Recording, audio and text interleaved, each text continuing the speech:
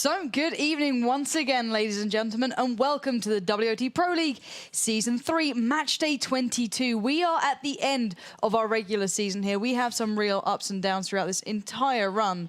And can you believe it? We'll be finding out pretty much who will be joining us for the offline finals at the end of this day. It's pretty incredible, right? It's gone pretty quickly. It has. Just seems like yesterday when we finished Gamescom, we were excited about starting Season 3. So it's been an amazing ride. And I think, you know, today really just displays what an amazing ride it's been, because there's so many teams that are literally this close to getting that top spot to go into our Season 3 finals. Yeah, and that's a subject we'll definitely be touching upon later, because there literally is so many teams possibly able to join us in the offline finals. Now, there's some secured spots. There's been a certain few teams who've rather blistered through this season at a geometric rate. It's been unbelievable how well some teams have been playing. And just in case you guys missed that last play day, we have a video lined up ready to take you through what you might have missed.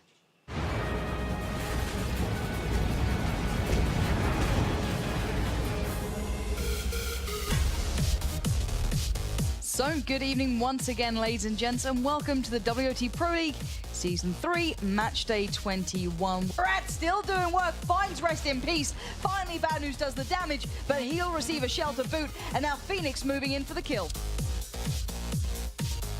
They've also given Pavel a very good situation, but then T6 decides to reload it and take him down. Pavel, though, he's probably just on reload, and he's going to try and do some damage to Phoenix. Trying to get into the battle right here. Oh, he misses the shot. That could mean real trouble now. FC Dynamo's going low. He's down and out. And my God, that two-man team of Apple Wow coming back through with Pavel. Right now it's over, and Dignitas are back in the game, ladies and gentlemen. 2-2 right now. If they were going to do it on any map, it was going to be Himmelsdorf. And this is literally shooting fish in a barrel here. Bad News is going low. Their hopes and dreams have been dashed on the shores. And Apple Wow claiming that final one with Pavel in tow. And Team Dignitas, you're not going to be catching those guys out simply with those moves there. This spells trouble. They've got to try and negate the positioning. 505 still waiting on that reload. This is going to come right down to the wire. Can these guys hold on for another couple of seconds? Have they done it just then? Was it enough? It wasn't enough. They're still going cap. They got reset, but look at this. Ulansk Vantage just charging in. They're going in hell for leather right now, and I believe it's WoT to feel the damage and the wrath of that one. I don't think he's going to manage to do this. In fact, I'm pretty damn sure about it. Yeah, and he knows it as well. He's fighting for everything he can to try it, but there's the final blow. World of War will secure at least another touch of luck beside Team WD in that game there. Just taking them down one by one, really, and that might have just saved them within this league. This is a little bit of a one-sided one. Nicholas Black and World of War coming in just to really rub salt into the wound here. Aldi is trying to back away in his beaten and broken tank. 581 HP left towards him. Nicholas Black has got reload, has got the shells coming in. He's not going to be waiting too long. He's just going to be dancing around, waiting for this time to pounce once again. And you can see the absolute swarm that is Team WD. And now not going to have another shot like that coming through. Mr. Chef will fall, but Nicholas Black's going to claim another one for Team WD. Yeah, they are. Nicholas Black will be at the front of this dugget, spearing away. He's going to try and get away as fast as possible. Got himself readjusted, found the shot to carry him. He's gone low, but Nicholas Black now surrounded by the opposition. He's got 4 tanks staring him down, but 505 coming with the cover. Nicholas Black going low, but will he go down? Finally does. And we are seeing Ulansk Vantage trying to carry on, doing what they can, getting the damage dealt, and it's working finally. WoPL takes down Mr. Chef, but will they have enough to secure the rest? Team WD have every advantage. Now they have the win. Fantastic game.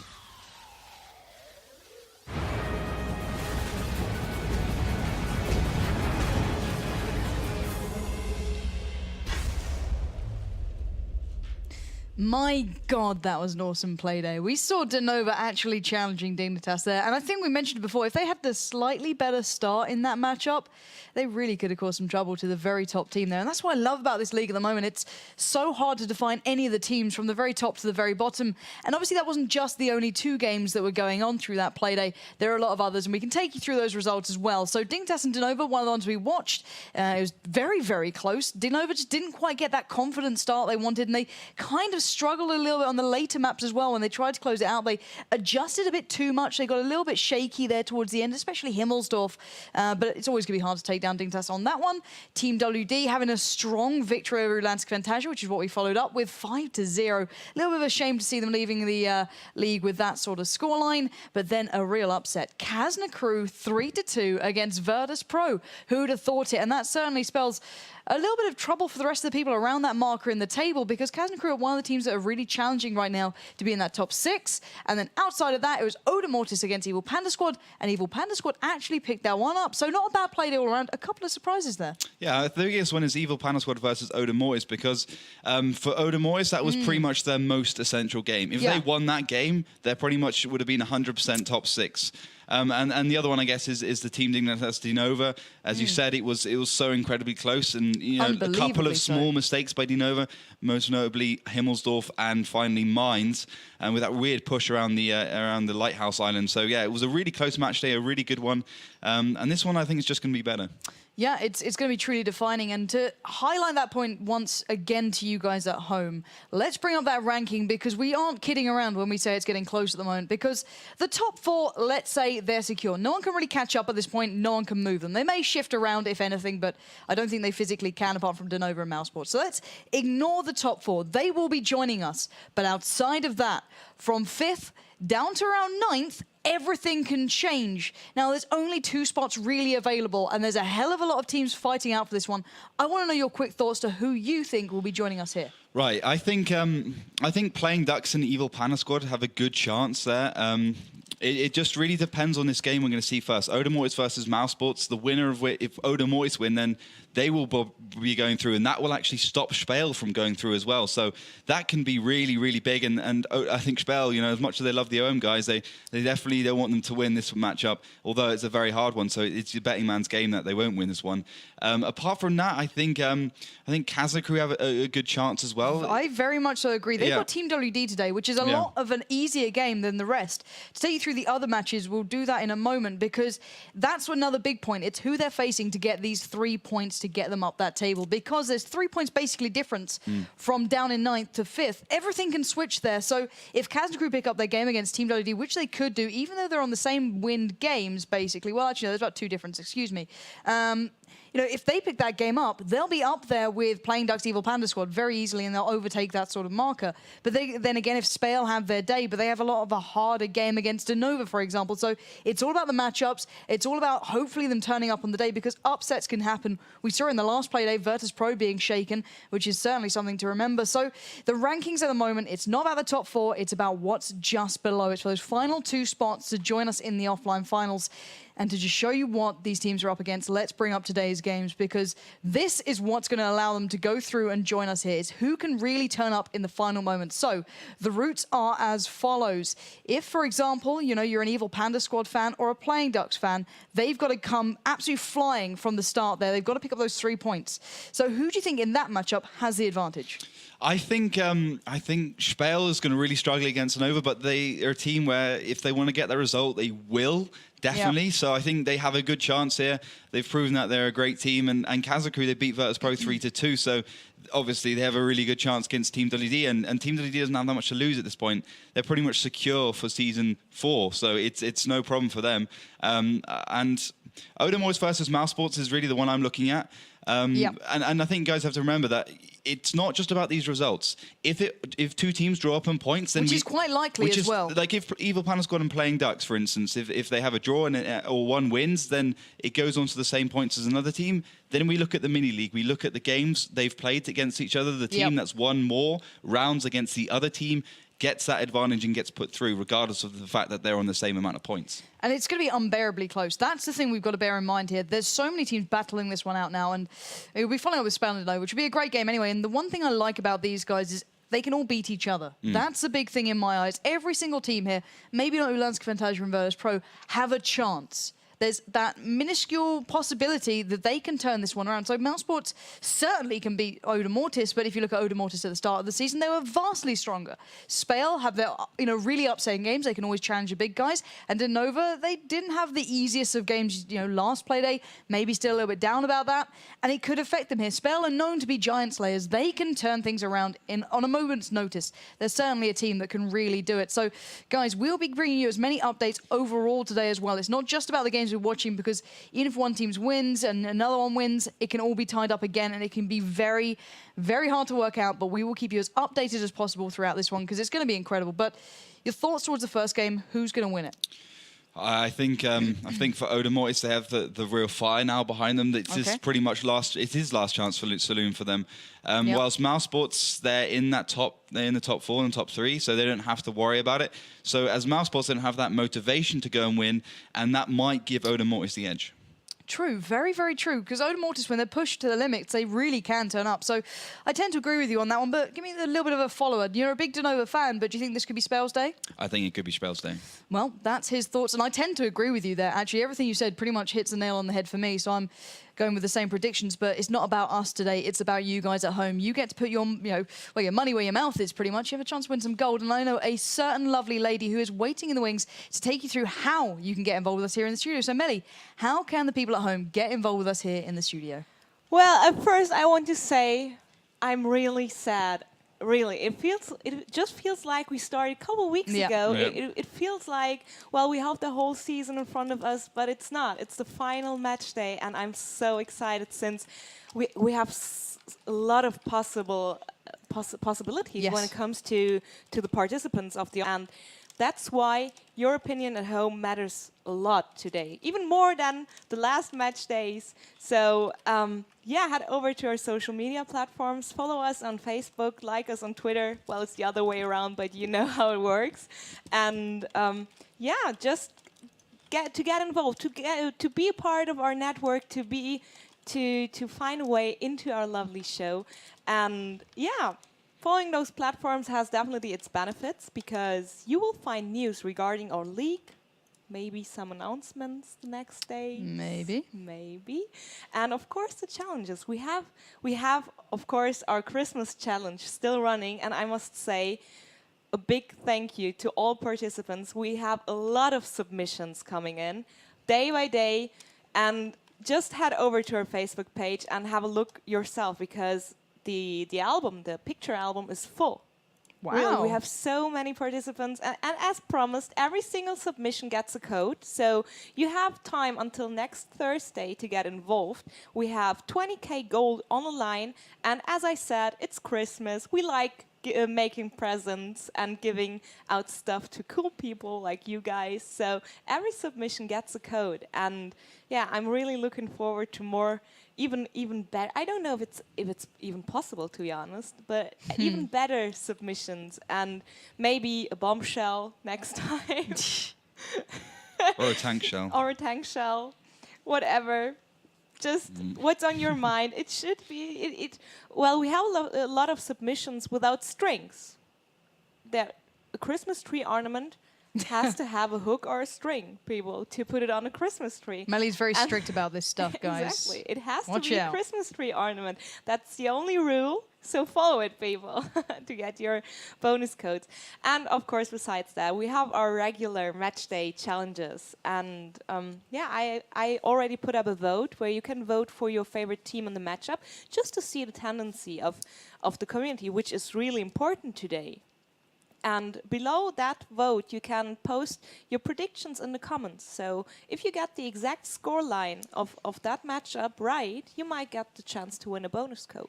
The next thing is just simply tweeting. Use the hashtag WGL to spread whatever is on your mind. If it's the opinion for the matchup, if it's a prediction, if you want to ask Lauren and Ollie something, just head over to Twitter and tweet us everything what's on your mind. And you might get the chance to be rewarded as one of the 3 tweets of the day. And that's another way to win bonus codes. So I think, that's all. mousesports versus Odem Mortis. I'm so excited, so don't go anywhere. Stay with us. Watch the match. I'm so excited. Well, Melly's told you what to do. And you're not allowed to go anywhere, so no toilet breaks, no drink breaks. You're not allowed to leave your screens today. It is going to be an incredible set of matches, so I do apologize already for any mess caused. But let's look at the lineups head-to-head here, because these are the guys who are battling out now. These are the guys who have the gauntlet laid down. Can Odem Mortis do this? Who would be the player to define it for them? Unkro actually did that new esports show thing, and he was explaining how you play the new 7-on-7 mode. So he's the man. He's the man. He's the famous guy. So he's going to be a lot of weight on his shoulders, and I can't wait to see how he performs. So I'm looking towards him. Also Threaten, that beautiful IS3 player. Can't wait to see what he's got, especially on maps like Himmelsdorf and Ensk. And obviously Thoris leading the reins from the front. Usually actually playing T1 these days, although he was a 5100 player at some point. For mousesports, we've got Butcher, in my opinion, one of their best players in the world, period. And that really shows in his results. He's one of the top damage dealers in the league, full stop. So he's pretty incredible. And obviously we've got Snip, the team leader, and Elian, who's pretty much the guy who calls all the shots in the game. So we've got two extremely good teams. I would say mousesports slightly more used to playing together. They haven't changed their roster so much. They've got a couple of new, one new player from the Russian league. He's extremely good, Materius, if I can pronounce his name right. But yeah, two equally good teams in many respects, and this one's just going to make it so much better. I just can't wait. It's going to be great. It is going to be great. It's going to be incredible. And Odem Mortis need this one. As we mentioned, they're the ones in a little bit of a pinch here, because they must get those 3 points. They have to at least get, a foot in the door. And to have an offline final without them is always a bit of a shame, because they are such a great team. And mousesports will be joining us regardless. So this is all eyes on Odem Mortis. So hopefully they can turn up here. What sort of maps do you think will really suit them in this one that could really help them out? I think for mousesports, although they're a Polish team which is normally used to, usually expect them to win on maps like Himmelsdorf, Ensk and Ruhenberg, for mousesports, they're one of those oddities where they're actually the best teams on Prokhorovka and Steps, the open maps. So I think for Odem Mortis, they have that great in-between ground where maps like Abbey and Mines, like you remember on Abbey, that was just amazing play against Dinova there. So I think those two maps are going to be extremely good for them. Hopefully they've picked them, and they definitely have a chance on Ruhenberg and Ensk, where not really that many teams have really broken the meta. Not really any team seems to fully appreciate how complex the map is, because they've only been in the map pool for so long. So yeah, those are the maps I'm looking forward to. Yeah, and I believe the tank picks are actually ready for Steps this time around. So we'll see what we're going to get, coming out here. We actually saw, artillery being picked twice now on this. Do you think we might see it here? Odem Mortis, they like to switch things up. They're not, afraid of testing new things out.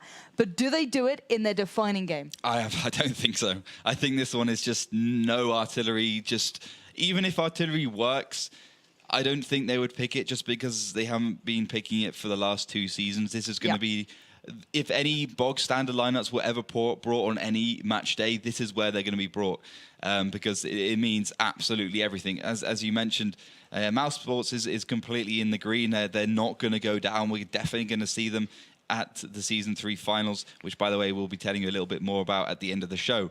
And I think for Odem Mortis, this is just everything. They need to win this match to get to that 6th spot. But tank picking has begun. Double T1 for Mouse, double AMX 3090 for Odem Mortis, double AMX 3090 for Mousesports, T69 AMX 3090 for Odem. I told you these are going to be standard tank picks. Not even a 416 or a Persian is coming here. Yeah, there's no chance of a risk in this one, really, for, I think, Odem Mortis at least. Yeah, exactly. Double T69 for Mouse. Last pick from Odem Mortis is going to be the T69.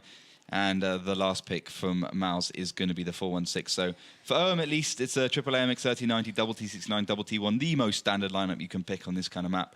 And for mousesports, it's double AMX 3090, double T69, 416, double T1. So now, let's keep this in mind. Odem Mortis need to pick this entire game up if they at least want to get into that top 5-6 position. They're going to have to hope the Playing Ducks don't pick up their game. Otherwise, they'll be tied out with the others if they win theirs. So a lot depends on this. They must pick this up. Otherwise, they're pretty much out of this. And a way to start it off will be with Steps. And as you said, standard lineups. So there's no rocking the boat tonight. It's all back to basics to ensure that they do not risk a single thing. So guys, let's get this one underway and welcome you towards Steps.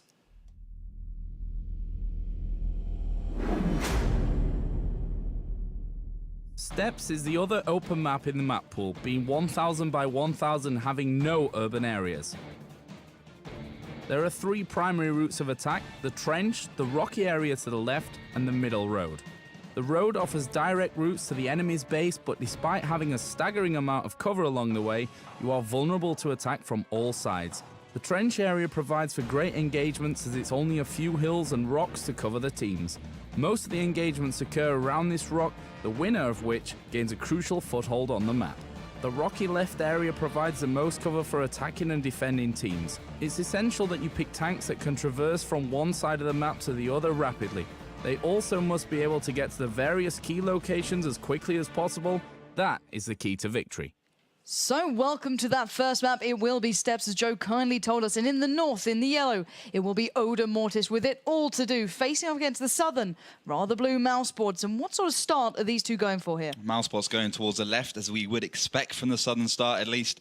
Southern spawn, most of their tanks going there, apart from Butcher in that object 416. Sitting up in the middle with Carmen as well in the T1. For Odem Mortis, they are kind of spreading around a little bit. They're a little bit more of a defensive team as well, so that's fair enough. They don't want to get caught out in any way, shape or form. They don't want to put all their eggs in one basket either. We see teams from north, they love that trench spot, and that's not where they're going. They're liking to get everything kind of centered and make sure they have all the bases covered. They don't want to get caught out. They don't want to be giving away too much information, although one of their T69 just got spotted then, so kind of giving away the game a little bit. Yeah, indeed, and I don't want Odem Mortis to get too defensive here. That's the one thing that could catch them out. If they're playing too passively, if they're getting too nervous, and they give away so much control of the map to the opposition, which, you know, at the moment, you can see on the mini-map there, mousesports are engulfing this as they go and actually going for an interesting start. They're going to be challenging down here straight towards Odem Mortis if they keep going along this route.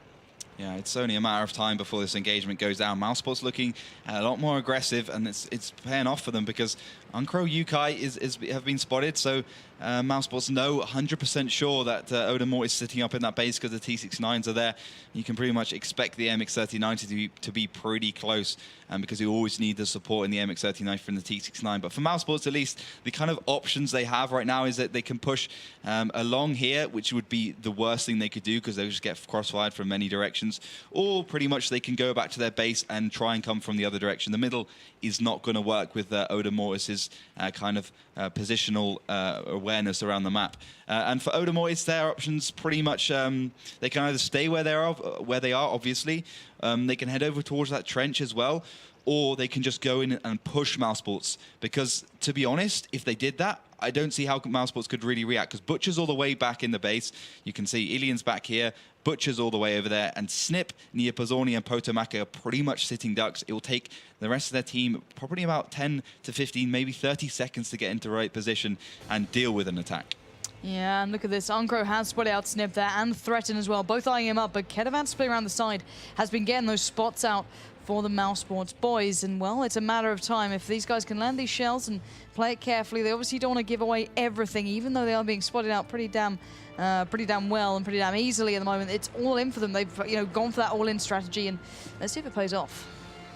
Indeed. Kedavan now trying to get some proxy spots. You're obviously going to remember that it's 50-meter rule. And if you get in 50 meters, you get automatically spotted regardless of anything. Butcher does get spotted though, and this is what Mouse is doing, that other option, pushing back round to their base. Not sure if they're going to head towards the trench or not. It's good to see Butcher play this 4-1-6. Obviously, probably the best player in the team, maybe bar Ilian. He's playing one of the hardest tanks, but Ilian's going to get punished down to 868. First shot going in favor of OM, and that defensive positioning does seem to be paying off a little bit. But Mousesports, they've come back from a lot worse than just one shot onto one tank, so they're not going to be worrying too much. Although Ilian just take another one there. He's now down to 6-3-2, and he's in a bit of a tricky situation. Yeah, he is indeed. There's nowhere to run and hide right now. Yukai is staring him down pretty much. Thoris and the 1390s have pushed down that one line, picked up Kedavan in the tier 1. So Mousesports have lost that vision. Alien is pretty much the only player towards this section currently. Magus holding the far right side of the map for Mousesports at, for Odem Mortis at present in the tier 1. And it's not gone too badly for Odem Mortis. They got their game found out a little bit early, but now you can see they've got a little bit more freedom to it. They've worked it out. They played patiently. Even though they took a little bit of damage, they've certainly responded in quite some fashion. Yeah, indeed. They're being aggressive. They're being assertive more than anything. But what you got to really remember about Odem Mortis is just that maybe they sometimes lack a little bit of player skill, which they've definitely made up for. I don't think they even lack that much player skill when you consider these guys, all these guys in the league in the top 0.1% of World of Tanks players ever. What they have is a fantastic brains behind the team. You know, anyone who knows Magus and Thoris knows how brilliant they are and what strategic minds they have and how much experience they have. Some of their tactics are just on another level. Elian's got punished once again down to 378, so he's a one-shot for none of the tanks on OM. If they had a 416, he would be, but he's definitely a two-shot now. He's a certain two-shot, and even could get damaged by a T1. He could take him even lower and bring that down to a one-shot, which would be fantastic. But both teams are now lost to T1. Ketavan for the side of Mouse. Now Carmen for the side of the Mouse. Ram for the side of OM. And now I would say Mouse have every single kind of thing to play for, because it's not going well for them. And they've kind of resorted to a defensive movement. They've kind of gone back to their base. They don't want to be pushing forwards. They know they're at a disadvantage. They're just waiting for the polite thing from OM, and that's for them to push. Yeah, but will they do it? Manners, you know, all included in this normally, but when it's your chance to go to the offline finals, you know, it really comes down the line here. And we see, this is almost Dignitas-style stuff coming from mousesports right there. I want to highlight this, because we saw this catching out a good couple of teams previously, and it seems like it's almost, you know, being completely paralleled. And this is a smart move from them, really, isn't it? This is a very smart move for them. This is really like they've been watching the replays back and they just want to copy this. Probably the reason why they took the 416, that M63 gun, absolutely amazing. Okay, not the greatest accuracy in the world at 0.37, but the damage is fantastic. 320 average damage, 2.7 seconds of aiming downtime, which is not very much compared to something like an AMX 3090. Even a T69 can't really keep up with it. But OM definitely have the positional advantage.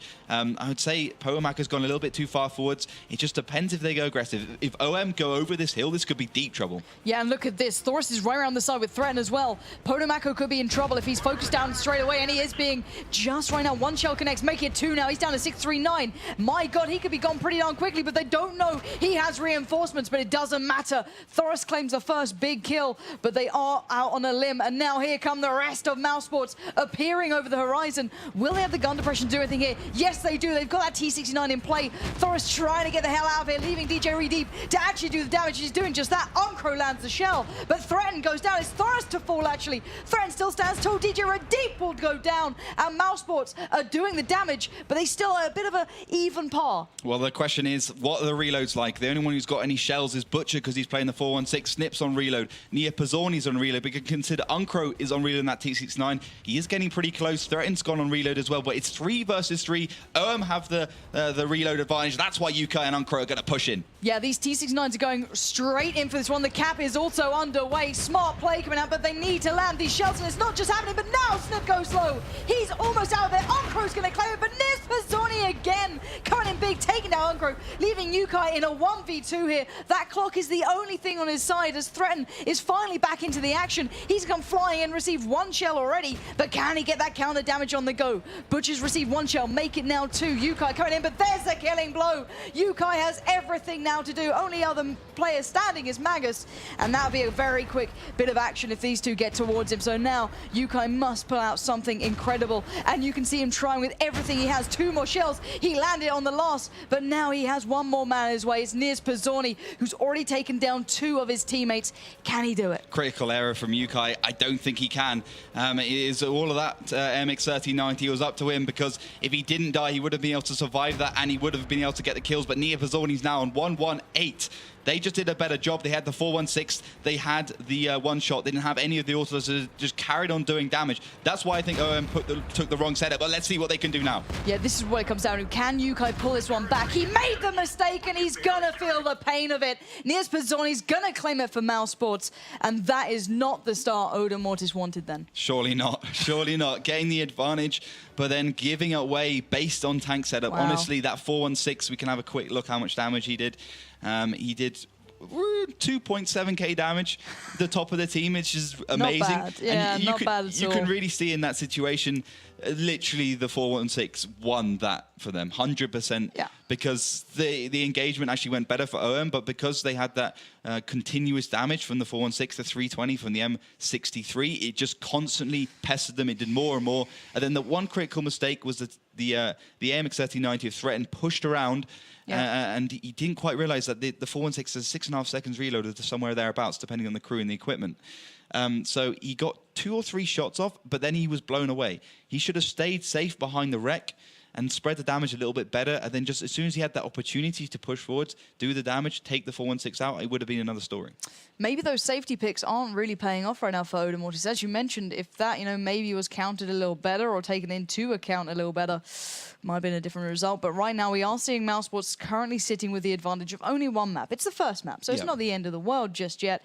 But the next map will be Ensk. Now, let's take this one into account. We know mousesports tried, some various tactics. We've seen them evolve that recently. They lost originally, let's say, well, it was originally to WoT Pro, and they're not, a massive surprise. WoT Pro are incredible. But they adapted. Mousesports, brought out the very slight maneuvers they used. I think it was the Waffle Tiger, wasn't it? They actually used that sitting back by their point and used it straight down those railroads. So very, very interesting tactics that they actually pull out. So I do like seeing that one in play. I'd be very curious to see if they do it now. It's certainly worth its show, and it's certainly paid off before, but will it work twice? I think it's got a good chance. I've been watching a lot of the Russian league lately, and that Waffle Tiger has actually been instrumental to a lot of their tactics. Okay. It's really starting to be used a lot. It's got great reload, great damage, and I think that strategy can definitely work twice. But it's about execution as opposed to just a strategy. Very true. And do you think Odem Mortis have that execution here to counter mousesports? Well, the surprising thing is mousesports just about won that based on tank setup. They did. And that's the map where I would say mousesports is at their strongest. Prokhorovka steps, they called it at the beginning. It is what mousesports does well. So I would say they've got a much better chance that that's Odem Mortis on this map on Ensk. So it's just going to be interesting to see what kind of lineups they pick. The nice thing about Ensk is that there's not really any chance of the team picking something really outlandish, although the 416 isn't. It's going to be just about the tactics and the execution and the individual player ability, as opposed to just picking a tank that can possibly do well in a situation. Yeah, and I'm going to ask you the question flat out. Who has that little bit more talent, let's say, as an individual player and the skill to adapt? Because you said it before, Odem Mortis can be shaky on that point. Yeah, I think they have to have it. They have to have it. And I think the player that's really got to step up is Stretton. Yeah. He had a bit of a slip there in that last game, as did, was it Yukai who was left? Yeah, Yukai did. Yukai did okay. He had a couple of shaky moments, but generally, OM just, as I said, it was more maybe like a 1 or 2 bad decisions in the heat of the moment, but mousesports had their fair share of bad decisions then as well. So, like sending Elian first in his AMX3090 when he was on 323 HP. But tank picking has begun. Double T1 for mousesports. That's going to be the 2 tier 1 tanks out the way. So we can expect probably to pick 2 T1s as well. Look for that Waffle Tiger as we go into this one. The new German tier 8 tank destroyer brought into the game in 8.9. I always say tank. It's not a tank because it hasn't got a turret. It's a tank destroyer or a self-propelled gun if you want to be that fussy about it. Yeah, I am that guy though. I am that guy. I literally call people out on internet forums. I say that's not a tank. That's not a tank. It's a tank destroyer or self-propelled gun. You're that guy. I don't like that guy. Normally I don't get on well with that guy. But right now, that guy needs to analyze what the picks are so far, because we're seeing it slowly coming into play here. Yeah, double IS3 for mousesports. There's going to be picking those 2 tier 8 Russian tanks. Remember in 8.9 they did change them a little bit. Not quite as powerful as they were, but it's like a 2% nerf, I think. I haven't really seen that much difference. Double IS3 for OM as well. Double 51 for mousesports. Double 5100 for OM. Waffle Tiger coming out from the side of mousesports. So indeed, one team's going to be going for the tier 8 tank destroyer of Doom. I think a lot of people have started calling it. By OM, they're going to go for the standard lineup. Well, I wouldn't say it's so standard anymore. The T69 has been struggling because of minus 50 penetration, but because, which is because mousesports picked not only the 251s but also the Waffentrager, they can afford to take the lower penetration tank because it's not going to have a problem against those 2 French tanks and the German tank destroyer. They only has to worry about those 2 IS-3s, which you can let your own 5100s and your own IS-3s deal with. Yeah, so nice little play there. I was actually going to ask you how they're going to counter it, but I think you summed that up perfectly. And I want to see them play. I really want to see Odem Mortis here not being outdone by possible tank choices or things like that. I want it to come right down to skill, and I think it will here, as they've got a solid chance to take down mousesports. As you said, picking up that T69, it could really show its worth, especially against mousesports. It will be played in the hands of Uncro, so hopefully he can step up in this game and do, justice by what he's tasked with, as now they need this map to tie up all even. You do not want to give mousesports a chance to start building that confidence, because once they get that win in their sails, they are absolutely flying. So hopefully this will be a little bit more of an even game here, and we can really start, seeing these guys showing what they're worth, because Odem Mortis did try what they could. They really fought for that one, but it just didn't quite fold out the way they wanted to. But mousesports are strong on this map. They've caught a lot of big teams out. They worked on their original strategy. Maybe they've adapted it again, but Odem Mortis clearly knew what they were coming up against. So maybe their strats won't be so pivotal. But anyway, let's get ready for that countdown, because we are ready for Ensk.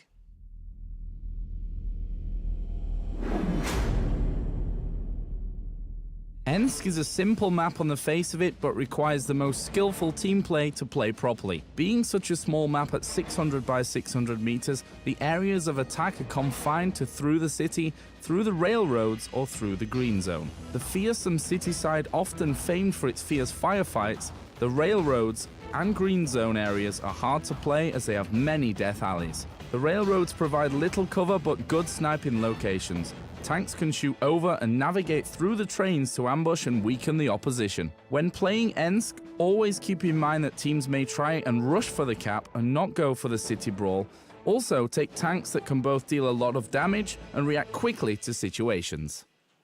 So, welcome into the second map. Once again, in the north, in the yellow, it's going to be Odem Mortis. Currently, with it all to do, they're a map down, and they need these 3 points. Facing up against mousesports, you're in the south with that curious pick, but will it work again?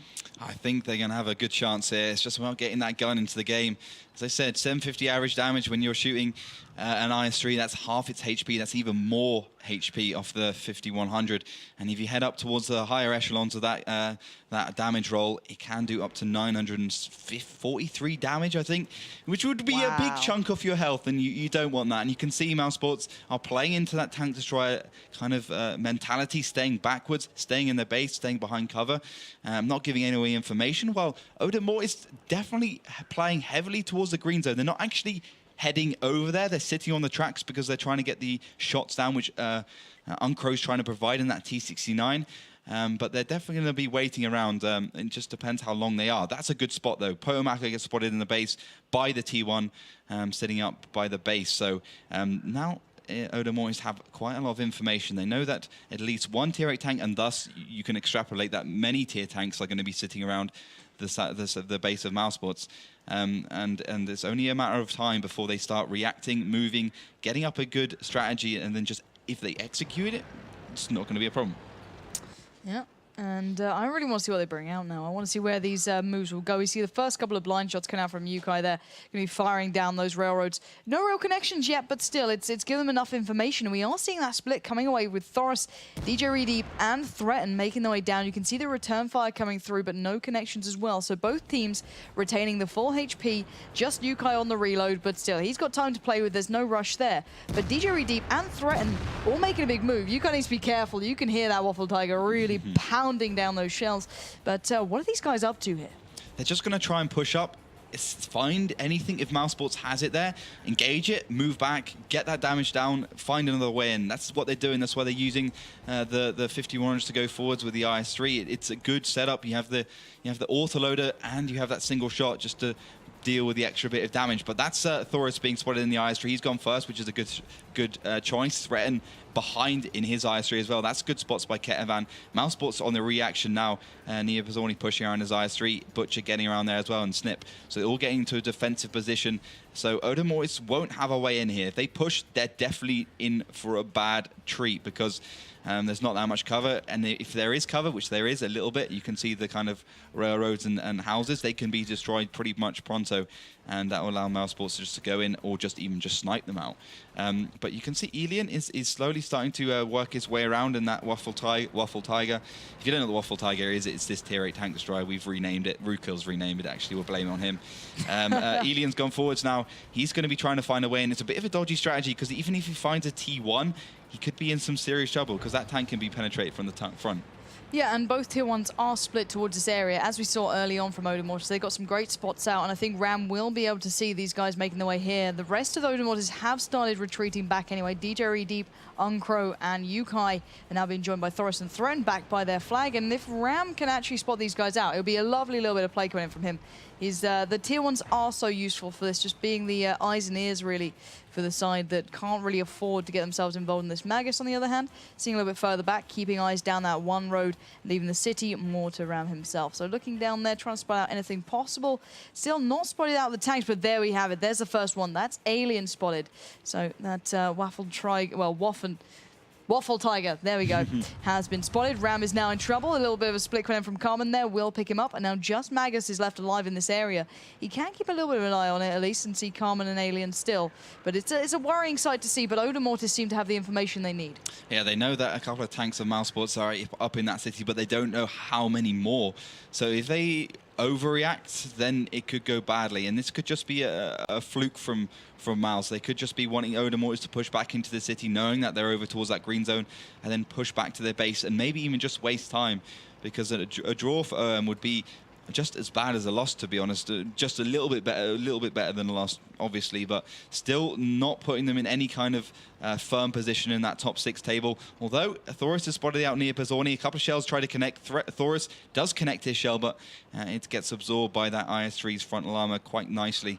A bit lucky for Nia Pizzorni there, but that's what happens.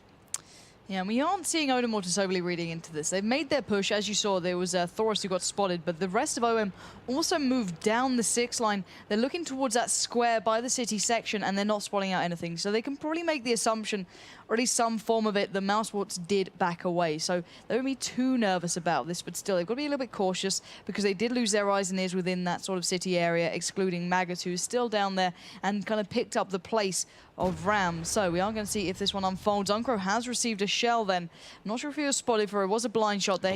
Wow, he's going to have to back away and use Threaten for cover, but that's not what they want to be happening, especially with that use of the T69 in this game. Certainly, the T69 doesn't have that much HP, only 1,350, which is not too bad, but the Pershing has 1,440, so that's almost the same as S3, which is 1.5K, and just a little bit more than the 5100, which is 1,400. But that will cause OM to split off. They are going to push a couple of tanks into the city, obviously leaving the T69 and the IS-3 up there in the 5 line next to the railroads. But this is clever, this is smart, this is methodical play by OM, and this is just defensive, really just clustered down mousesports play. They don't want to give anything away. They're blind shotting, fair enough. A couple of tanks being spotted, Butcher spotting out because he did destroy a couple of things. Snip trying to connect a shell onto him, not managing to do so. But this is only a matter of time, in my opinion. 3 minutes and 45 seconds left on the clock. Elian's got himself a nice position. Anything that does head down here by Odem Mortis will be punished immediately by that massive gun. It's got good penetration as well. But it's just going to be interesting if this does end up being a draw, or if OM makes the decision just to push in. They have nothing. They have everything to win, but if they don't win anyway, they don't have anything to lose. So it's kind of the situation where they need to win, they need to push forwards, they need to get that result. Yeah, they certainly do. They have all the work to do. mousesports can sit back and relax here. Threaten once again, keeping eyes down towards Niers Bizzorni, but as you mentioned, the push coming in from mousesports has got them at least towards that city area. They are making a little bit of a break for it. Magus should be able to at least possibly spot one, or Thoris might actually feel the brunt of it if he's not careful. There we go, the spots are coming out. That's Alien being spotted. Magus can now back away. He needs to be careful. Last time they got roped around, but as you can see, DJ Deep is now holding that push line, but you're going to see these guys folding onto it anyway. Who's got the advantage in this one? I have no idea. I don't think anyone's got an advantage, to be honest. I think OM, if they set up the crossfire along this road here, then they definitely have the advantage. But Threaten's trying to exchange there. Elian's going to come around the corner. You don't want to be exchanging with that high alpha damage gun. And it just about misses. Uncro still on 961 from a previous shot, a previous blind shot in the IS-3. Elian will take one, though. He's down to 872.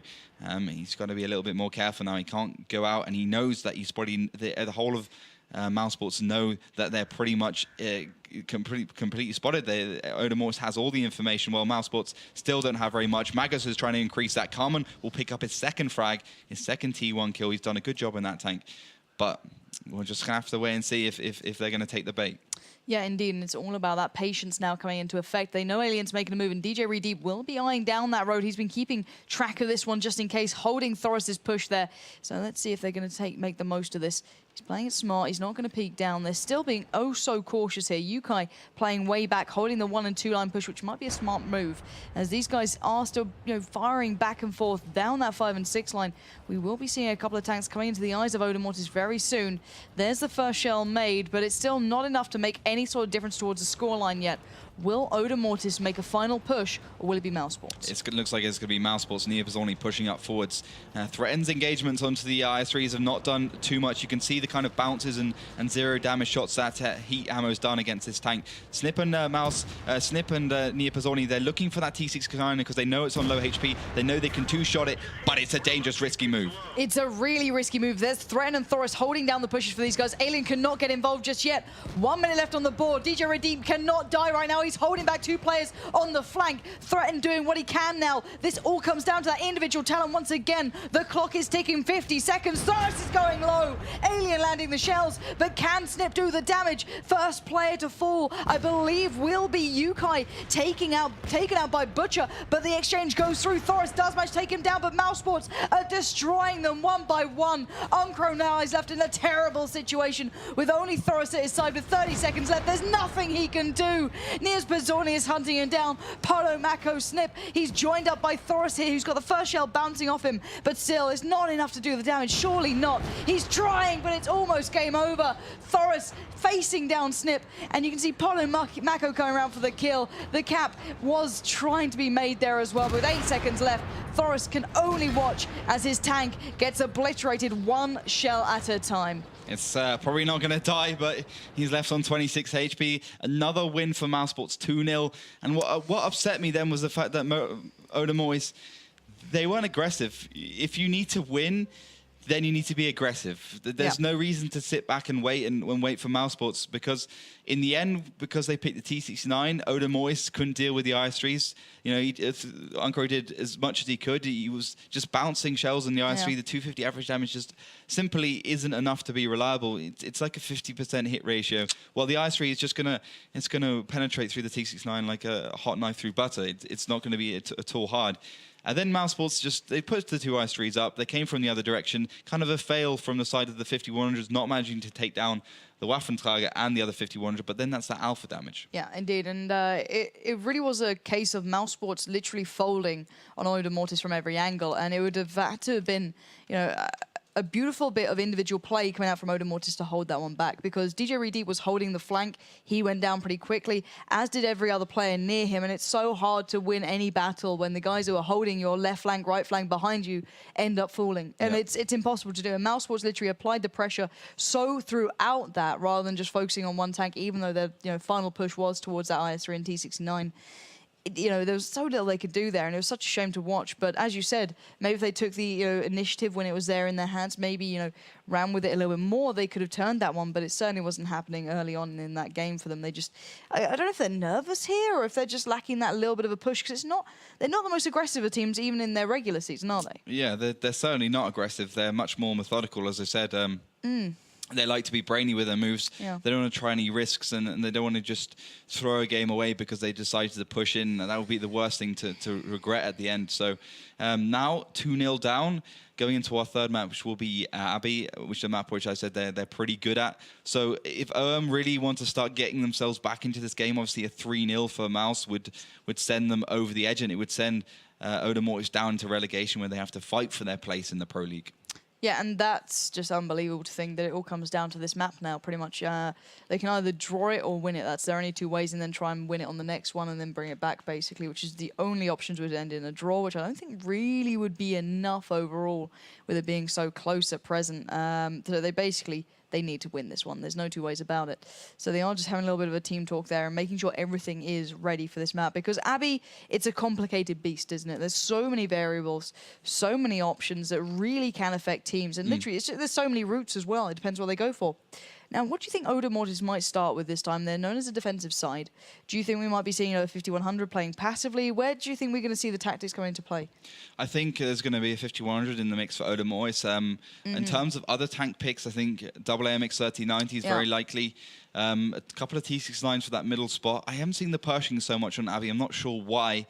It might just because of that aggressive DPM of the Pershing is not suited towards more of a burst kind of mentality you have on Abbey. But I think the most interesting thing on this map at least would be, do the teams, like we saw last time from Odem Mortis on Abbey, do they go for the clever kind of play towards the middle, or do they just go for that brawl? The brawl is fair enough because if you do go for the brawl, then you know that you're pretty much on even terms in terms of the tanks you've picked. So they're both, both teams are good brawling setups. But that's going to be interesting if Odem Mortis does take a gamble, because it is a real gamble when you brawl. It's penetration, it's damage gambles, it's all sorts of things, timing. So that's what I'm going to be looking forward to, seeing if it's going to be the tactics or it's going to be the gamble. Odem Mortis, I worry about them now. I really do, because they do have such a hard choice now in mind. It literally does come down to that. Do we risk it? Do we risk it on the exchange? It didn't go well in the first map. That didn't pay off, let's say. They pushed, threaten up. Yukai didn't do too well. Thoros fell as well, and it didn't go the way they'd want. But on the second map, they depended on tactics. They played a lot more passively. That didn't pay off either. What do they go back to? Do they choose to try and depend on their individual skill for the brawl and hope that it pays off? Because there are elements of this game that obviously is either on your side or it's not. But, it comes down to the player at the helm there. Or do they go for the tactical side, which also didn't really work? I would go for the tactical side for I think it's the safer. I think it's the safer choice for these guys. This is the last round of the last matchup of the last match day of Season 3, the last season for this year. So, yeah, I think this is where they got to start kicking those old brains and getting them going. Yeah, and this actually was their choice, I do believe, if I'm reading Magus correctly. So maybe they have something left up their sleeve here that they've been, waiting to bring out. There's a reason you put something to the third choice there in map picks. It can be a defining one for you. And they can't afford to draw this one out. They can't afford to draw the game all over. It's a win or a loss for these guys. And it's a tense moment for both of them, and these tank picks have to be absolutely spot on. They have to be perfect. They have to be perfect to what mousesports is picking. They have to be perfect to the tactic they've got going here. This is getting pretty tense, pretty close. Double T1 for Mouse, double T1 for Odem, double AMX 3090 for Odem, AMX 3090 T69 for Mouse, double T69 for Odem. So far 2 T1s, 2 AMX 3090s, 2 T69 for Odem, 2 T1s, AMX 3090 T69 for Mouse. So at the moment, it's looking like the standard stuff, the 416. For instance, I don't think will be picked on this map. The gun depression just simply isn't good enough. The MX 3090s is not great either, but it's acceptable. You can play with it. You don't feel like you're being hindered when you play it that much, especially if you know how to play that tank and you kind of reverse up a hill as opposed to just going straight up. T69, MX 600 for mousesports, so that's their real brunt of the damage coming from that tier 8 French heavy tank, the MX 5100. Obviously sporting the SA47, if I can speak. Last pick from Odem is going to be the MX 3090, so a very fast lineup for them. Double T69, triple MX 3090, double T1, the same lineup they picked on steps. That's got a lot of just penetrative ability with the MX 3090s. They've got plenty of damage. HP is not great, and they got a burst from the T69 with a good reload. But the thing is, they don't have that much survivability compared to Mouse because they have the MX 100, and they don't have that extra bit of damage from the SA47. But then again, the SA47's got another, 13 seconds reload on top of the MX 3090. So there's all these little factors that come into these kind of tank picks. So where would you put your money just on tank picks alone?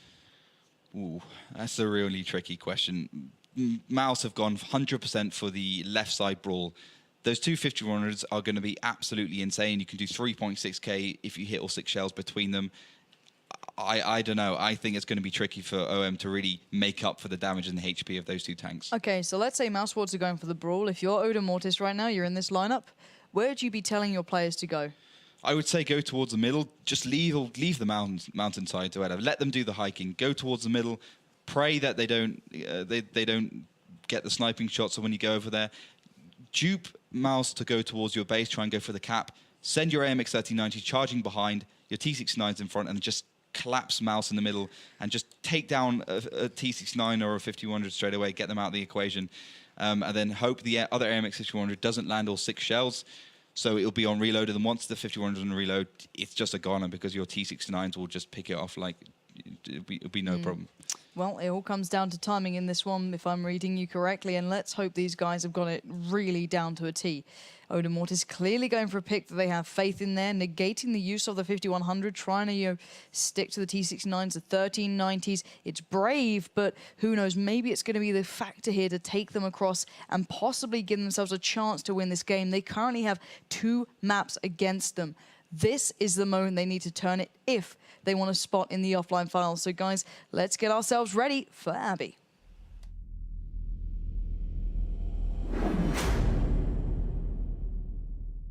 Welcome to Abbey, a hard but gratifying map to master. Abbey is 1,000 by 1,000 meters and has 3 main routes of attack. The left mountainous area, through the Abbey in the middle, or in the trench to the right.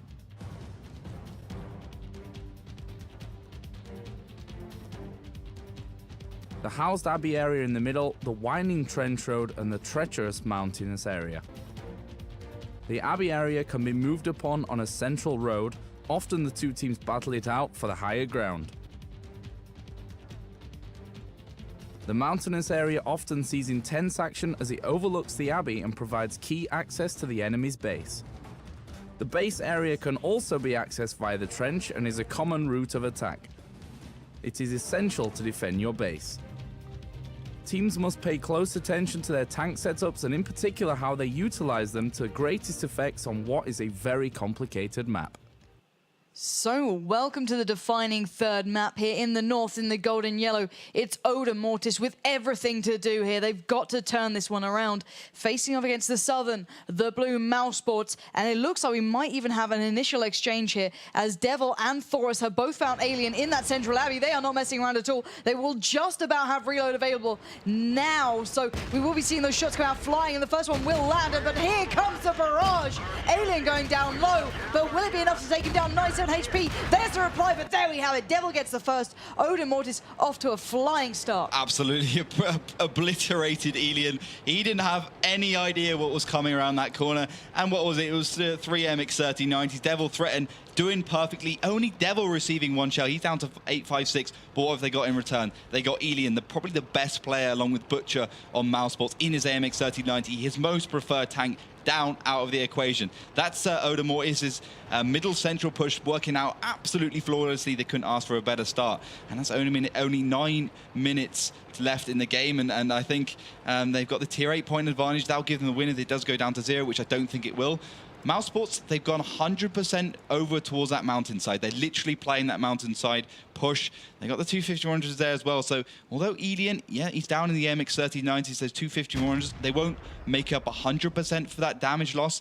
But it won't make that much of a difference when it comes to the firefight. And especially not when you consider that Odem Mortis is playing the MX 3090s and the T69s, which are pretty squishy.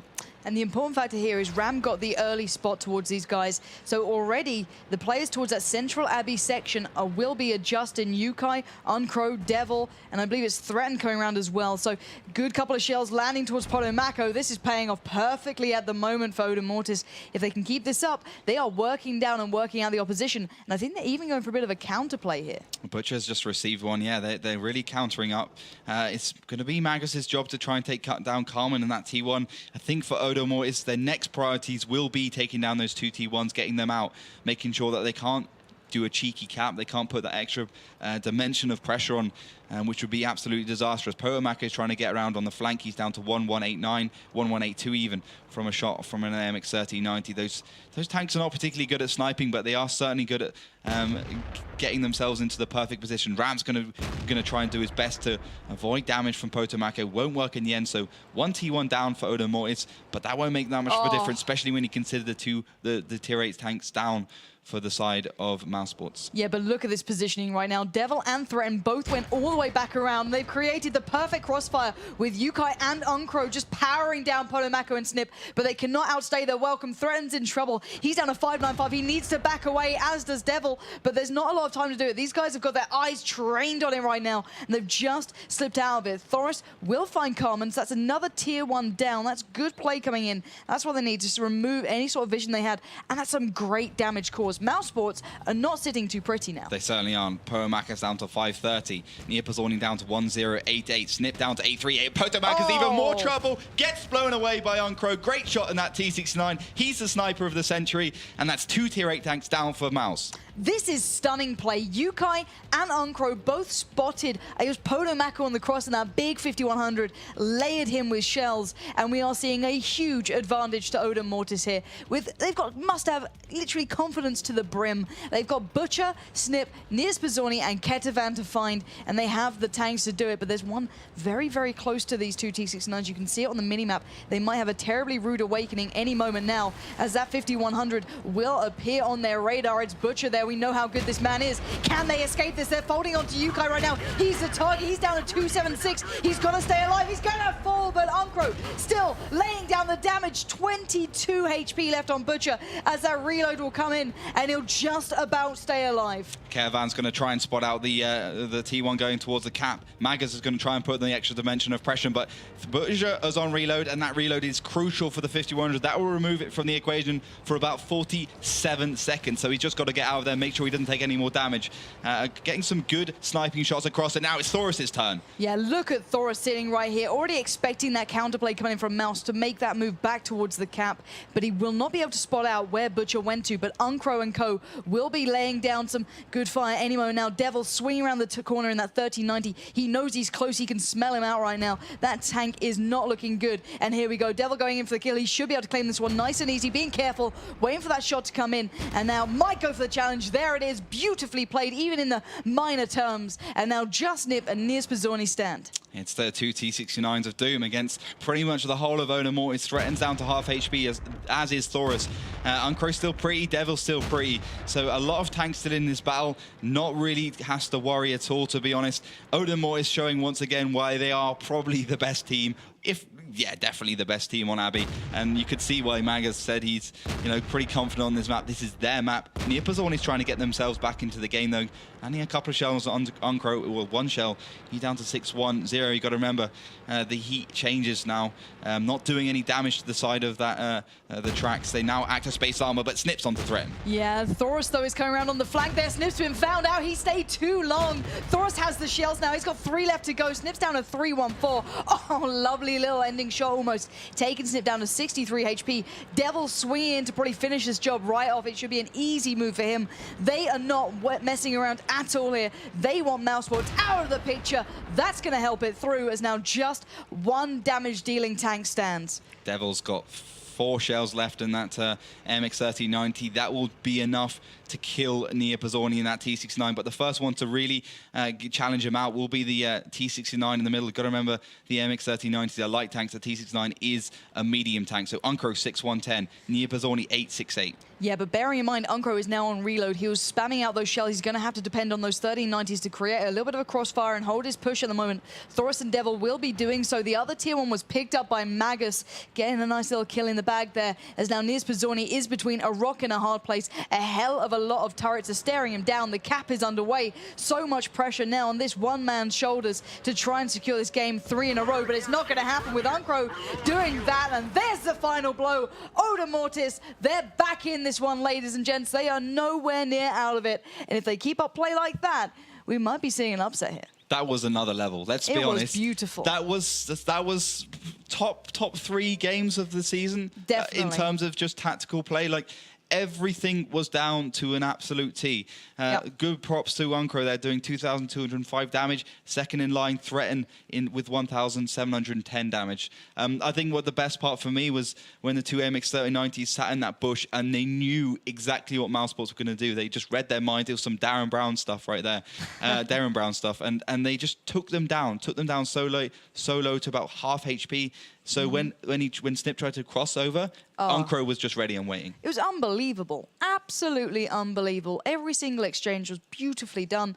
The other 5100 falling to, I believe it was Devil actually exchanging with him further up by the Abbey. He waited out the shot, baited it out, and then he knew that he'd have the advantage, then came around, took him down. And just minuscule moments like that are just something that you've got to watch back, because these guys make it look so good. And the disparity between the first 2 maps and the third, absolutely unbelievable. Now, if Odem Mortis can transfer that to the final 2, we'll see them pick this one up. They have to still pick up the next map as well, which will be Himmelsdorf. Now, Himmelsdorf, it's a bit of a beast. And we look back to Ensk, probably a map we could compare it to. It didn't go too well for them. They lost the exchanges. They got fairly engulfed playing passively. But when they take the reins and they lead the game like they did on Abbey, they're a really formidable side. Can they do it on Himmelsdorf, though? I think mousesports is not the greatest team in the world on Himmelsdorf, True. so they definitely have a chance. But Abbey is their map because they have some real brains in their team, and that complicated map, that map which no one can really do anything on apart from them, it suits them down to a T. Where Himmelsdorf, it's much more linear. There's much more, straight roads. You can't really perform those just insane, brainy tactics, which Odem has just displayed there. True. So they've got to go back to the basics. They've got to go back to making sure that they're spreading the damage out through the tanks. They're using the tanks to block the damage. They got the mouse trick on the go, the tank scraping trick, you guys now call it, the young guns in World of Tanks. Kids these days, eh? Exactly. And they've got to make sure that they're focused firing, they're doing all the right things, not making any brash moves like we see WoT Pro do or teams like that. So and also no T69, no T69 here, or no MX 1390. I saw that on the Wargaming League in North America. Yeah, no. I was wondering where that was going to be picked. It was strange just seeing like 110s in the mix and bits like that. They do like a curious choice out for the American side, but I like our Himmelsdorf. I like the way it plays out. I'm used to it now. It's my baby, and they got 1390s and things like that. It's crazy stuff. It's crazy stuff. But we are seeing our regular choices at least.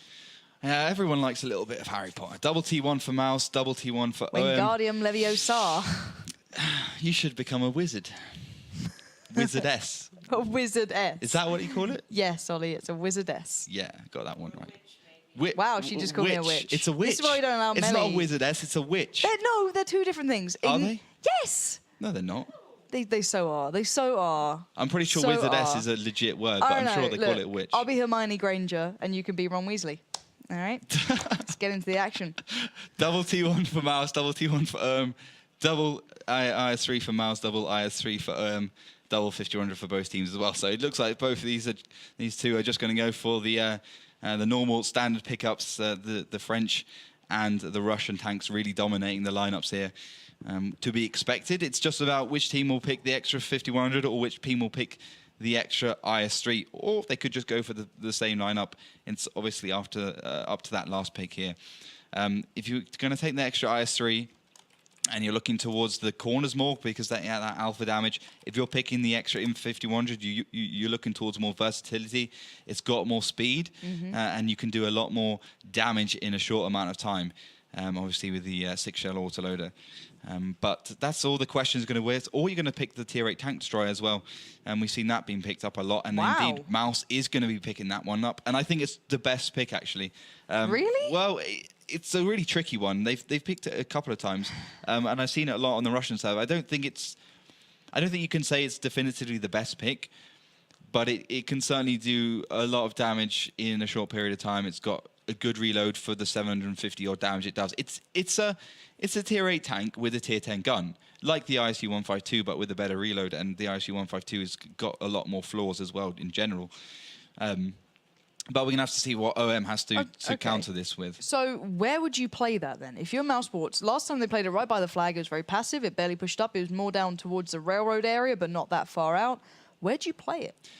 I think that's how you do it. Okay. I think that's how you do it. It's got enough straight line speed, and what's great about Himmelsdorf, it's a city, so it's all paved roads. So traverse its ability to turn doesn't make so much a difference. Its straight line speed on concrete is fine. Last pick for an OM will be that 5100. So I think the 5100, the extra damage from there, the burst damage will counteract the alpha damage from that Waffle Tiger. So for mousesports, it's going to be a double IS3, double 5100 Waffen Tiger.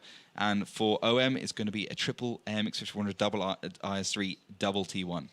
Well, the pressure is certainly not off and done yet. Odem Mortis still need to pick this one up to bring back all even, so let's get underway with Himmelsdorf.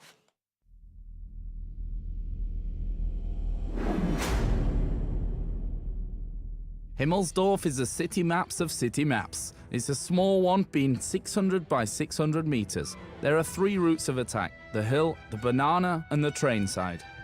The middle area is relatively easy to push, however can end up in disaster as you can be flanked from every side. The road, often called banana, allows for direct head-on assaults but requires a lot of resources. Both the railroad area and the road next to it are good routes of attack, being very open and straight. However, for those very same reasons, you can be easily caught out and taken down. The map features many densely housed areas, which provides good places for engagements and routes of attack. Teams must be aware of the various routes their opponents can take through the map, as well as the hull-down positions enemies can take throughout the entire map. The trick with Himmelsdorf is to catch an enemy tank unsupported by his teammates and then use that advantage to collapse on the entire enemy team. So, welcome into the 4th map. It's still going to be a huge moment for Odem Mortis. They are in the north in the gold and yellow, and in the south in blue, it will be mousesports. So, let's see what we're going for so far. We got mousesports setting up quite a few tanks around the base. Well, the only one that's gone really forward is Nia Pozzoni as I3 playing pretty aggressively, but we've seen that a few times before. He gets spotted out, but because of the way the line of sights works on tanks, you know, you need your commander's copy and a couple of other spots to be able to spot other tanks. We can see where the tier 8 tank destroyer has gone. It's Elian playing that once again. Gone right over to the 1-2-3 line. So quite a very spread out start from mousesports at least, while Odem Mortis sending tanks up towards that hill, T1s notably, and 51s notably as well. But those 2 IS3s sitting up that 8 line. Now, who has the advantage in this start, really? Who's got the better positioning? Because, you know, up on this hill, they can get a fair bit of damage down towards that central, central Abbey, or not on Abbey, towards that center on this map. But will there be enough tanks there to pick up? Or who's got the better advantage here? Yeah, it's interesting. I reckon Odem Mortis do, because they look like they have a plan, which means you already have an advantage. And because mousesports didn't put any T1 up on that hill, they're completely unspotted. Mouse has no idea where Odem Mortis is. They've only spotted that T1 over there. Obviously, Carmen's going to be trying to change that up a little bit. He's got his T1 going up the hill. So he will be up there and spotting, but will that be in time? Well, Odem Mortis have sent their T1 forwards, take down Carmen, and then send the rest of their tanks unspotted after him. Threatening Nia Pozzoni, though, he does get spotted. So those two are going to have a little bit brawl out. No damage done so far. Carmen does it sneakily, sneaking around the corner, trying to spot out any tanks he can. But Odem Mortis, they look like they're biting at the bit and they're going to push forwards. Yeah, and Ram does spot out Carmen there, so this could be a very, very critical exchange, depending on who gets spotted and how far up Carmen can work out where the opposition are. And I think he's got a good patient at present. Butcher will take down Magus, but that was good for Carmen. It was good for mousesports, because that T1 is beyond crucial on this map. Snip taking down Ram finally. Both T1s out for Odem Mortis. Not a good start, and if any start needed to go well, this one certainly did. But doesn't look like Odem Mortis are going to stop on the wall pass. Devil will get spotted. Uncro as well as Yukai. Carmen's going to have to run out of there rapidly. But the 2 IS3 from the guys of Odem Mortis, they're completely out of position. I'm not sure what they got in mind, but let's hope it works. Let's see what's going on here, because they look like they're folding on towards that banana from both sides. They've got 3 players waiting. They've spotted out Pozzoni. They know where Snip is now, but will they expect that 3rd player to create that crossfire, who now will be just steps away? Uncro's received 1 shell. They are pushing right around. This is unbelievable stuff. Uncro going on the hunt. These guys are going absolutely crazy right now. Thoris and Threaten can't quite break through yet. They've tagged up Snip, but Uncro's going to be going low. They're going to go for the base cap. It's a counter base cap. Uncro needs to land this shell. He's got to take down Potomaka right now. It's Yukai to take away that pressure. But this is unbelievable. The cap is going down, and so is the central exchange. Devil onto Snip, but Devil also receiving a shell from Alien. This is a real scrappy battle, as Threatened Thoris could not take down Pozzoni. Devil's come back round, but there's 35 seconds left on that clock, and Snip comes in when it matters. It's a good little shot there from Snip, taking down Devil. I'm not exactly sure why he was playing so aggressive. Odem always have to get back to the base. Two captures in the base. That's going to put it on 22 seconds. Threaten's going to engage onto Snip because he is on low HP. Not going to have a trouble at all there. And it's all up to Thoris. Can he do this? Thoris now has to save his team. He is left with 2 players to set this back from. 10 seconds remain. He must get this shell to connect. He's still on reload. 7 seconds, make it 6. This is going to be unbelievably close. He can almost, he's been tracked. Butcher could have just won that one. He might not be able to actually get around in time. This could be it. mousesports have done it, I believe. They've done it. They've managed to do it in the most excruciating fashion ever, capping it out and winning against Odem Mortis, throwing them out of the Season 3 finals. They won't be joining us. What a move. And with less tanks, you've only got the AMX-5100 Butcher, you've only got the Waffentrager of Alienx against the IS-3 of Threaten, the AMX-5100 Yukai and Uncro, and Thoris in that IS-3 as well. 4 against 2, mousesports won. If Butcher didn't track him then, there could have been hope. But that one shot from Butcher to track him round the corner so he was unable to move around and land that shot just possibly threw Odem Mortis out of this entire thing. They might not even get to the offline finals because of that one moment from Butcher. That is unbelievable. Insane, just insane. That one track, that I tell you, that guy in the 5100 is instinctual. He is so good. That was so smart. And I have no idea what the IS-3 was doing then, because if I was him, I would just be like, screw it. We've already got 2 more tanks in the other team, 2 more tier 8 tanks. Just drive around the corner. If I die, fair enough. I'm probably not going to die because I've got just about enough HP to bounce 1 or 2 shells. And I'm going to stop the cap regardless of, I'm just going to get it. You have to. 100% get it. Yeah. Just not care about anything else, not care about my HP, which is obviously not very instinctual for you because you want to have the HP and you want to have your tank alive. Of course, but my God, what a way to have this defined.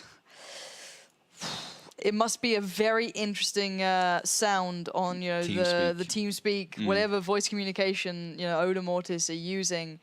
Well, there's nothing being typed, to say the very least, right now. Normally these two are very talkative. They'll happily have a little conversation. Right now, it's dead freaking silence. These guys have just possibly been denied access to the offline finals to pick up some incredible prize money by one move by the opposition.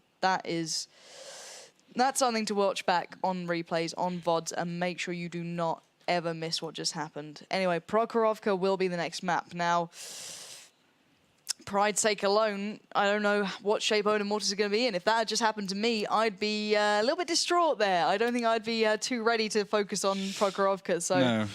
They are going to get the tank picks underway. Magus will rally the troops together, as we know he can do, and get those first 2 tier 1s picked up.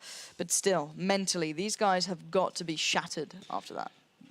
Exhausted, I think, is an appropriate word in this situation. Just, I mean, I would hate to be that IS-3 who didn't get the cap. Then I would absolutely, I would not want to be in his position right now. It's just so unfortunate. But it's almost cruel irony, because in Season 1. The way Odem Mortis qualified for DreamHack and eventually got 4th place there, which is a really good showing for them, is that one T1 of Magus sitting up in a bush in Wide Park, and simply Dinova, formerly known as MYM, didn't manage to get the blind shots on there. So they won by cap to get to the Season 1 finals, and now mousesports have won by cap to throw them out of the Season 3 finals. It's almost ironic in some ways. It's got a cruel... Mother Nature is a cruel thing. It really Mother Nature in World of Tanks. Yeah, well, I guess everything is Mother Nature, let's be honest. Are we going down this kind of... metaphysical. Let's not go down metaphysics. Not just yet. Double T1 for OM, double T1 for mousesports, double AMX 3090 for OM, double T69 for mousesports. So far, so good with just the normal picks. Just a variety of those French tanks and the American tanks as well. T69 ×2 for OM. Obviously, these two teams, they're not playing on the 7 versus 7 mode because this is just training battles. So you can see the map, and that's why they're picking these tanks. If you're on a 7 versus 7 mode, if you listen to Uncro, which I would, you're going to be picking just like double IS-3, triple 5100 or somewhere thereabouts, or T69 somewhere in there as well. Double T69 for mousesports, they're second to last pick. Now heading to the last one, so 416 potentially, T69 AMX 3090 potentially, Pershing potentially as well. There's a lot of potential things here, but one of those potential things is that's been scrapped is the chance of Odem Mortis going to the offline finals. Yeah, I know. I'm a little bit of a loss of words here. Gutted. It's just like this is probably one of the harder games to qualify through. Don't get me wrong. mousesports is no walk in the wide park, but still, it's unbelievable to the fact that Odem Mortis might not be actually with us at offline finals. It's indeed crazy. And crazy they've stuff. made me destroy my shoe, which is also quite frustrating because You need those to walk in. I need those to walk in. AMX3090 last pick from AMX3090 last pick from mousesports. So all these tank picks now concluded with just a triple AMX3090, double T9, double T1, bog standard lineup from these two. So guys, the fact of the matter is currently is 3-1 to mousesports. Odem Mortis managed to show us an incredible game on Abbey. But Himmelsdorf was the defining moment for mousesports. Butcher there just saved the day. And no fun anymore for the season. Magus, his hopes and dreams have been dashed. And, life is now over. But anyway, they do have this final map of Prokhorovka to play out. It's time to possibly try something new, maybe switch something up, who knows. It's all up to these guys now. Who am I to judge what they do on this final map? Because my heart broke a little bit, and I'm not even in their team. I just, even Melly's nodding. She looks like she's about to cry. So, it is sad times for Odem Mortis. They're a great bunch, and we... should have won Evil Panda Squad, sad face. That's the sad fact That's here. the thing. This is when you start regretting all those games you had building up going, if we had one more game, we'd be 3 points ahead of everyone else we're meeting, and we'd be secure in this. Strange how that happens every single season. Yeah. It's like, oh, we should have won. This is what we. This is the reason This is why. what we say. This is the reason at the time beginning out. of the season we say these are the matches you should win, because at the end of the season, you want to be that one win away top. You want to be in that 4th or 5th position where you have three or 4 more points than every other team, and you can be kind of safe in the knowledge that you're going to actually go through, and you don't have to fight to the bitter end like these two teams are to try and get to those finals. But yeah, that is an unfortunate thing. All I can say is I'm sorry for all the Odem Mortis fans. I'm sure they'll be back in the next season with a vengeance. We can't get rid of them. That's the problem. Yeah, it's true. We try. Yeah. But they just keep coming back. But anyway, guys, let's get our eyes set towards that final map, which will be Prokhorovka.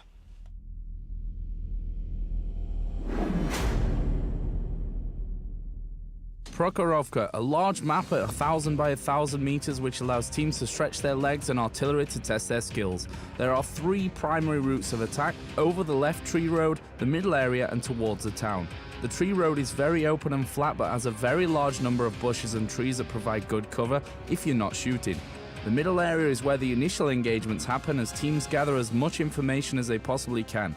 Both teams are fairly symmetrical and only offer small hills and brushes as cover. The middle area is where the initial engagements happen, as teams gather as much information as they possibly can. The railroad that splits the map has a large number of bushes running alongside it that provides good cover, and the occasional route of attack in the village and hill area. Teams should look towards taking fast tanks and artillery as they complement each other on this expansive map. So, welcome into the final map here, and good luck on the finals, says Devil, towards this final one. But anyway, Odem Mortis will be starting in the south, in the gold and yellow, and in the north, it will be mousesports. What are we seeing so far? Well, mousesports not going for the standard push over towards that tree side, instead going over towards the village side. As you know, it is pretty much all over for Odem Mortis. 3-1 is the scoreline, which they will got kicked out of the finals. This could be a 3-2 if they manage to pick themselves up here, end the season on a win at least. That will give them a little bit of confidence going into the next one. So Odem Mortis heading over towards the tree side. That's their standard tactic from the south. Pretty much the only team to do that. Threatens, though, gets punished straight away down to 8-6-1. As does Elian, though. He's down to 8-6-3 as well. So both teams exchanging a little bit at the beginning, but not really any consequence. No, indeed. And mousesports are actually going to an interesting point on the map. They are really far back there in that northeast side, but we are seeing the regular start from Odem Mortis, so they're a little bit baffled as to where the rest of the teams are. They can probably make the assumption that the village area or, around the tracks will be populated, but still, it's a little bit of work to try and find out where the opposition are. And they'll have to start thinking about, how can we counter this? How can we manage not getting engulfed when we're losing half of the map? Indeed, it's you don't want to be losing map control. It's the most important thing, making sure you have all the most key points on the map under control, and make sure you have your base covered as well, so you don't get capped out like we saw in the previous game.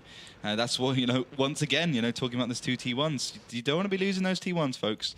I get kind of frustrated when I play the 742 mode, because I see teams just picking 5 tier 8 tanks and not picking 2 T1s. I'm just like, what are you doing? You could win so many more battles if you had those 2 tanks in the mix as well.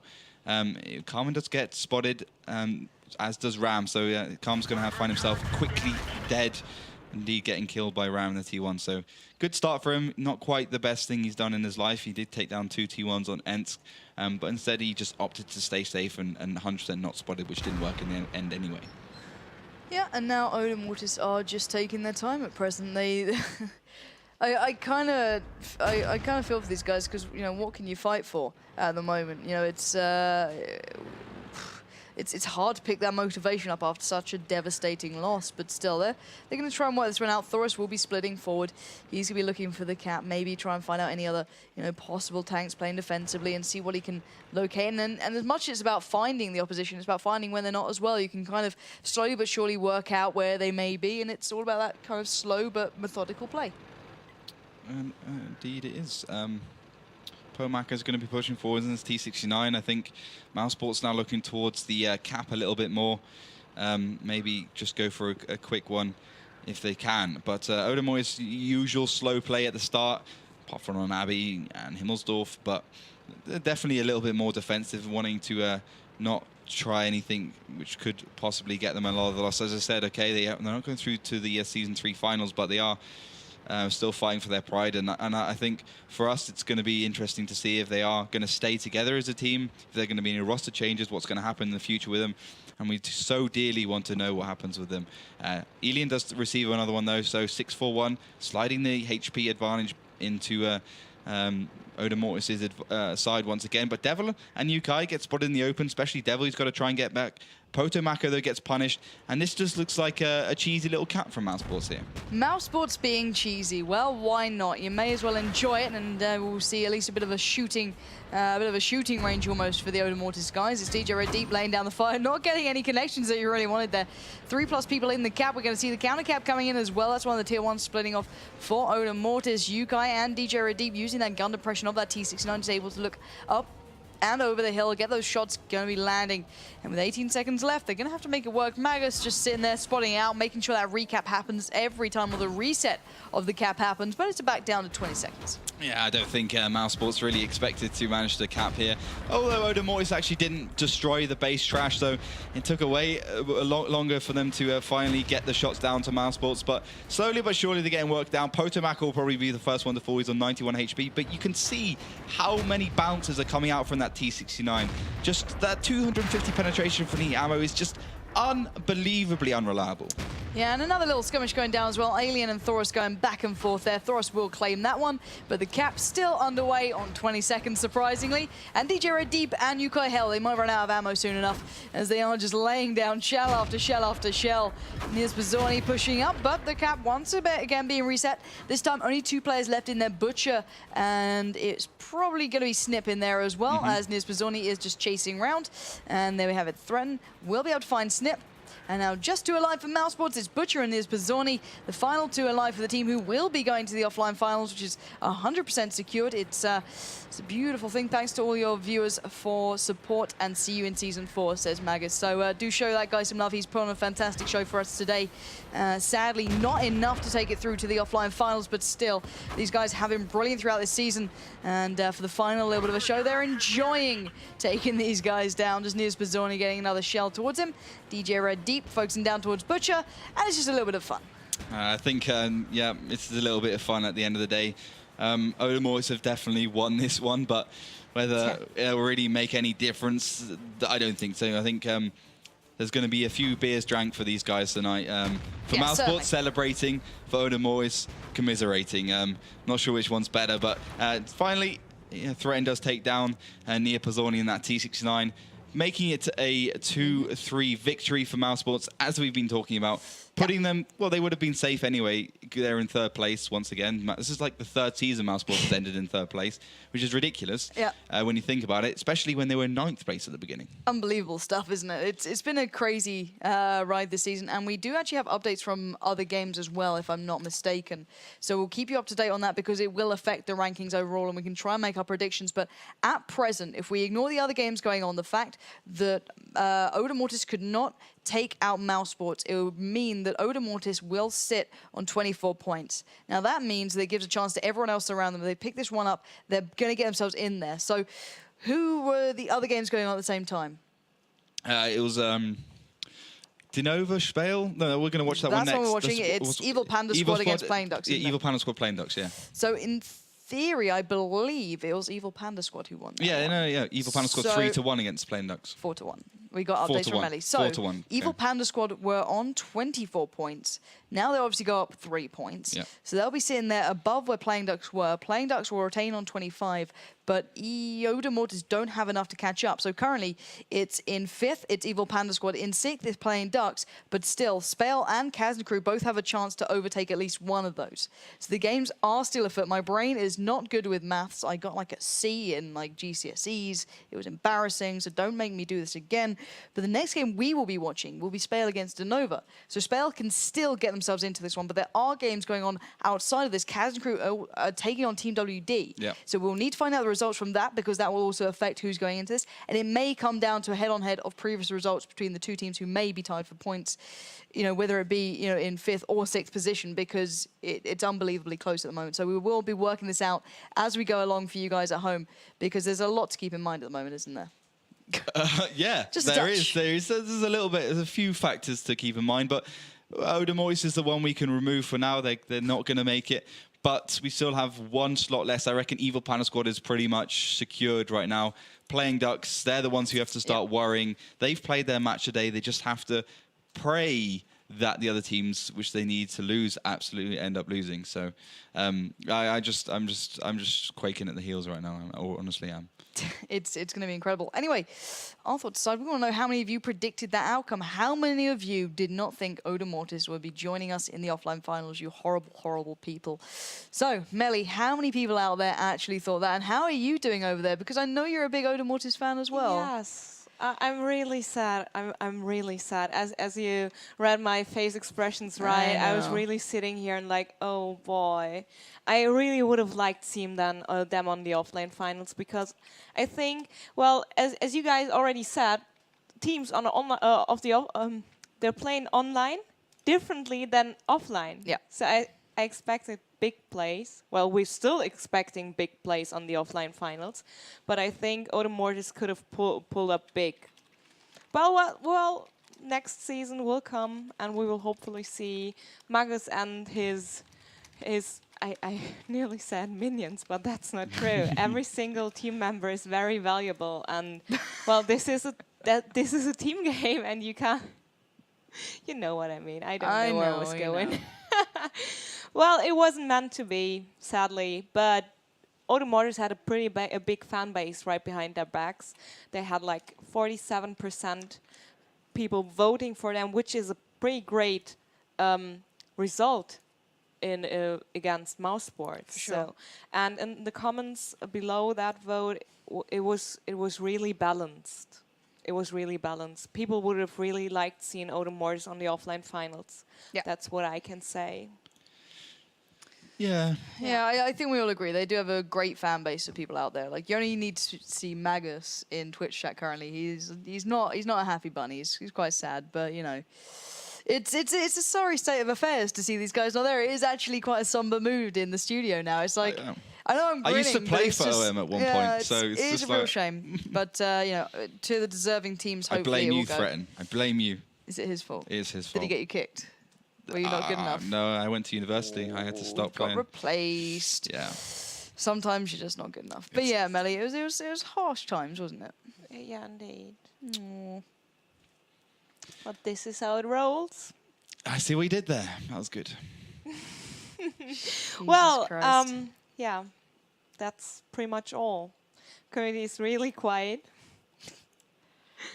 When a track shot does the job, Magus is still our hero. There we go. Ikibu, you're so sweet. I think Magus really appreciates that. That was really unlucky. And after that great play on Abbey, I thought they can make it. Yeah.